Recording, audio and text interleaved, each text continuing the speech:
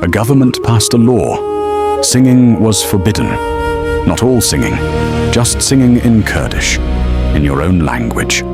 The old men kept singing, quietly, indoors, in the dark. The songs survived. Many of the singers did not. His name is Dengbej. He has no instrument, only his voice, and a memory older than the law. Kurdistan is a place without a country. 30 million people. No borders of their own. No national archive. No state library. No official history. Only the Dengbej. The word means voice that tells. No instrument. Just a man. And everything he remembers. One kilim, one song, can last 6 hours. From memory, without stopping. Battle epics, love stories, laments, the names of the dead. When a Dengbej arrived at your village, he was welcomed like a holy man. He brought news, history, the outside world, everything the village could not otherwise know. He was the newspaper, the library, the priest, the historian, in one voice. And then, the government decided that voice was dangerous. The suppression did not begin in 1983. It began in the 1920s. Fines for every Kurdish word spoken in public. Fineness for words. The Dengbej moved to the villages, to the mountains, to the dark. The Shevbiherk, the village night gathering, moved indoors, behind closed doors. Then 1980, military coup, Law 2932, the formal ban. Kurdish was now illegal, not just discouraged, illegal.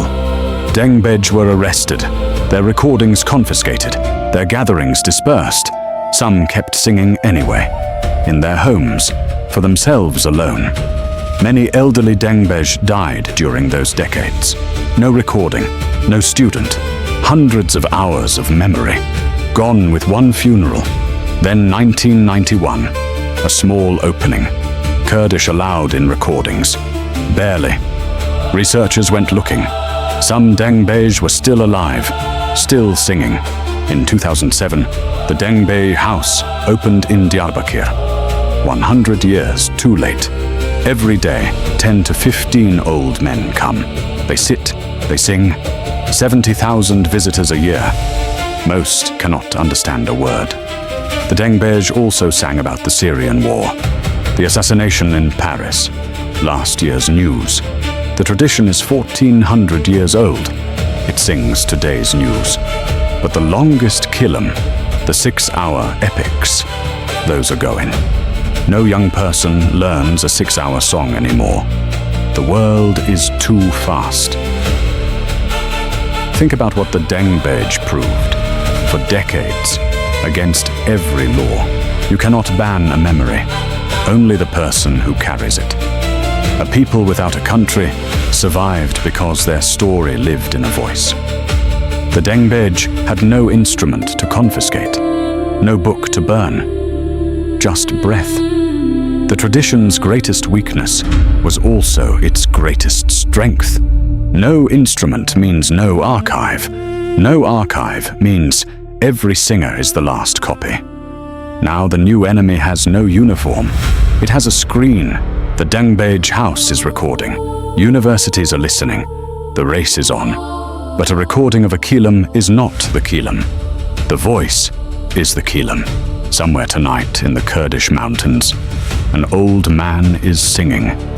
The Dengbej teaches us what no law could silence. The most dangerous thing a people can possess is their own story. That is why governments ban languages. Not the words, the memory in the words. The Dengbej kept singing, in the dark, in secret, for nobody, for everybody. What story are you keeping alive? What are you singing in the dark? The Dengbej chose nothing. He was born into a stateless people, and he gave them a country made of voice, painted wisdom, forgotten stories, painted in light, new story every week.